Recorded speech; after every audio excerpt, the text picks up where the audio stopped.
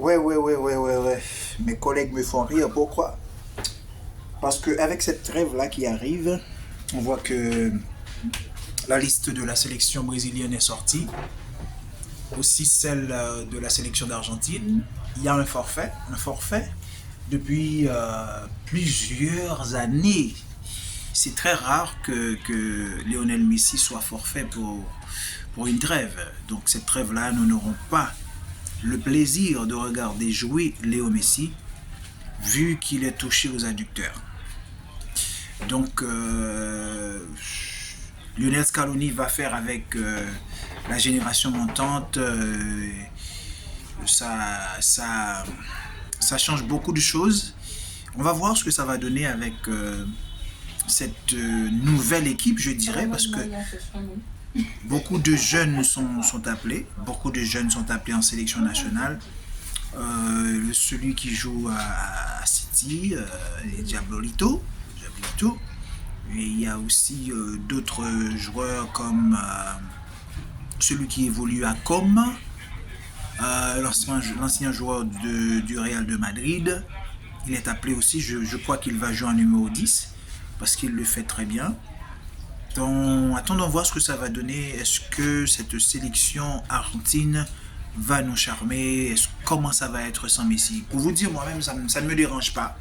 Ça ne me dérange pas que ça arrive à cette période parce que ça nous offre l'opportunité de voir d'autres talents émerger, émerger et aussi voir dans quel autre dispositif que la sélection d'Argentine peut-elle évoluer. Donc autre chose, c'est la question du Ballon d'Or qui fait tache d'huile. Qui est actuellement le favori, ou est-ce qu'il y a un top 5? Je dirais que moi-même pour top 5, je dirais qu'il y a le Brésilien Rafinha. Après Rafinha, je dirais qu'il y a en deuxième position Ousmane Dembélé, en troisième position Mohamed Salah.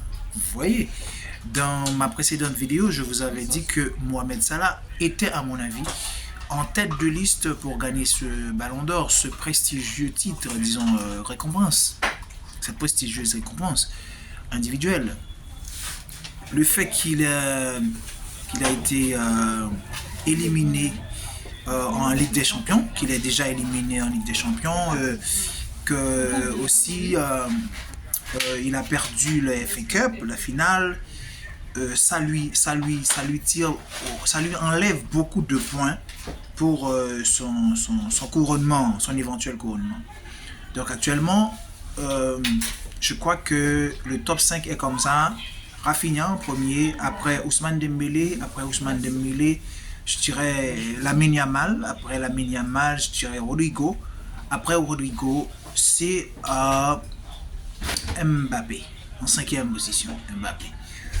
Donc, quant à moi, j'attends les matchs à venir pour voir ce qui va se passer aussi dans la sélection française, ce qui va se passer avec cette ascension d'Ousmane Dembélé, qui va être en numéro 9, puisque actuellement Dembélé est le meilleur buteur français en activité pour l'année 2025.